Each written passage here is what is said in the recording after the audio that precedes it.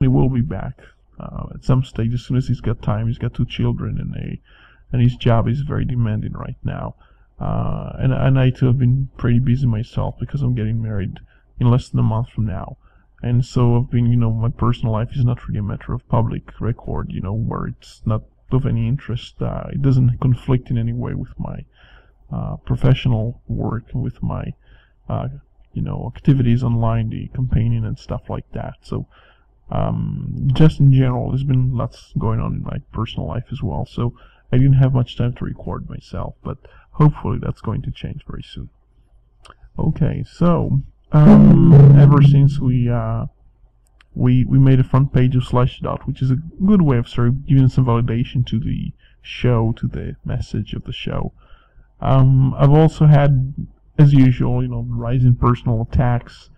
attempts to attack the messenger. That's mostly myself. If not just the name of the site, the domain and so on and so forth. And that's usually a response to situations where people really hate the site as a matter of hating the site, not interested in compromise. They just really, to them it's a matter of just winning, or winning against the site, or trying to put the site down. And to these people, it has been another wave of kind of an opportunity of trying to smear myself and trying to discredit my messages in whatever forms, even using libeling me or slandering, saying all kinds of shit. Sorry, I said shit, which I'm not supposed to say, and we did agree, myself and team, that we're not going to use obscenities on the show, and try to also abstain from very strong language, which I know alienates a few people. Although I've heard from some people that the reason they like to read sites like Techrights is because we don't mince the words in such sites, and we call things we call spades, and we don't self-censor, and because we're a small site, the threat of things like lawsuit is decreased greatly, and also we don't have things like advertisers and sponsors, so we don't really have to suck up to the rich corporations. One of the reasons that the very big news sites don't criticize rich people is because they can be sued by those people if they just pick up on the poor people and create all kinds of divisive type of wars between poor people. They don't really risk lawsuits, and they just distract from the real big crimes. And I quite like to think of an example of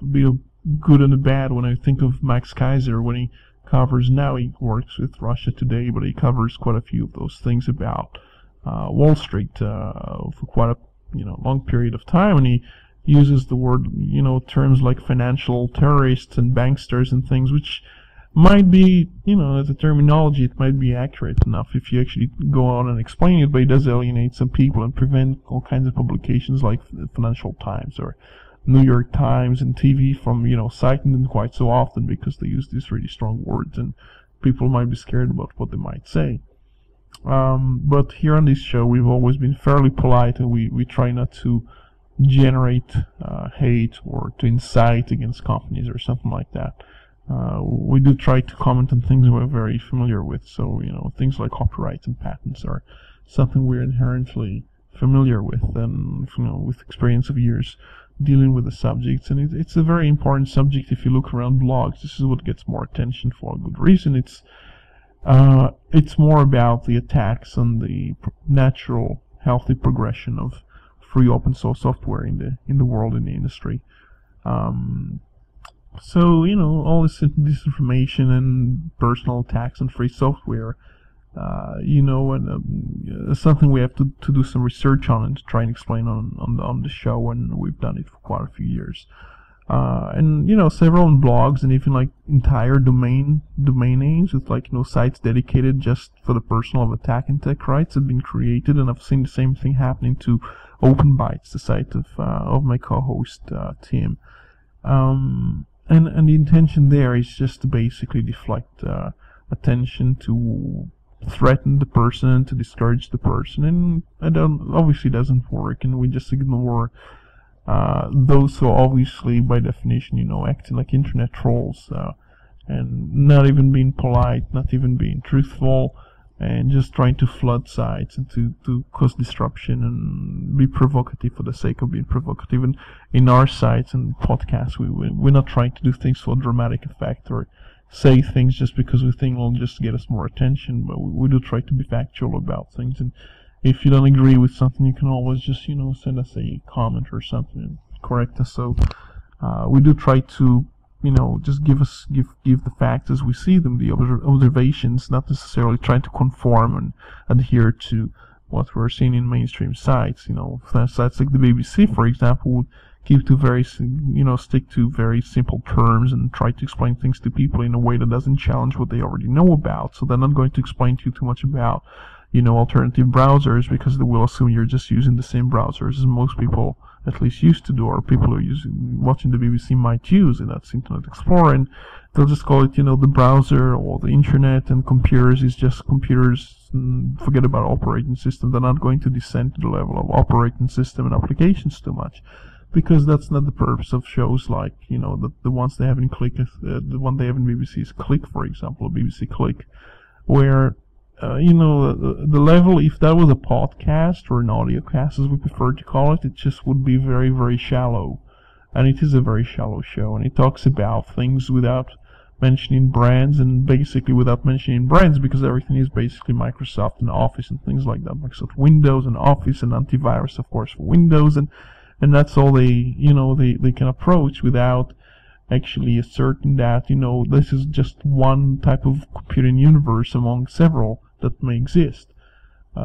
So in here in this show, we assume most people who are listening to us are in fact using a free operating system, BSD or GNU/Linux or something, in which case we can, just approach the computing world from a different perspective and explain things without the same sort of biases that may exist in sites like the BBC. Right, so I'm not sure I'm going to do many of these recordings in the future, but if you do have some feedback on it, if you like it or hate it, just let me know, and I'm planning to try and do a few more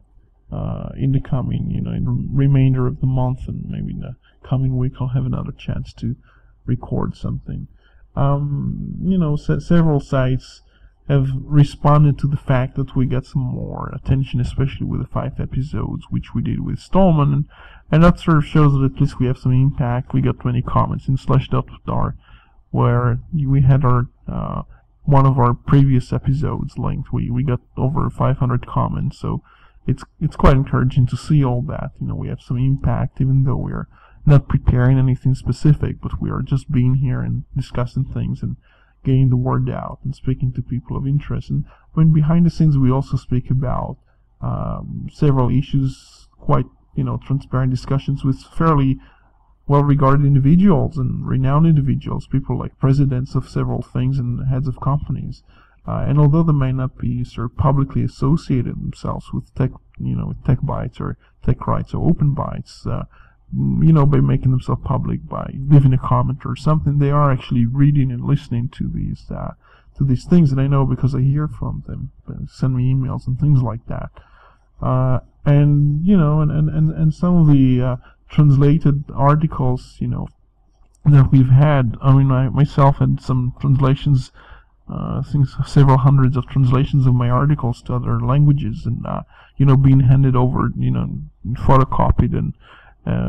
printed and then photocopied and handed in to teachers for educating them on the importance of teaching something that's free software, for example. All of these things just show that we do have some impact in both Techrights and TechBytes, and when it comes to the graphics that I sometimes work on, I've seen them being put on banners and brochures and being used in protests against certain companies we are mentioning, and so that shows people at least get the message spread to other people having read the site. It's not just about the site itself. The site can actually seed, or the podcast can actually seed certain ideas that will be then explained by words of mouth to other people. So it just starts an explanation and produces an analytical art form, you might say, or interpretation, or a phrasing of a certain situation that occurs in industry, for example, in extortion, or in case of racketeering against, free software in Linux, and if we can get people to understand that, and we can challenge the sort of messages that are echoed by public relations industry, and then at least we know we're doing something right, and we produce an alternative source of information that's going to be more independent from the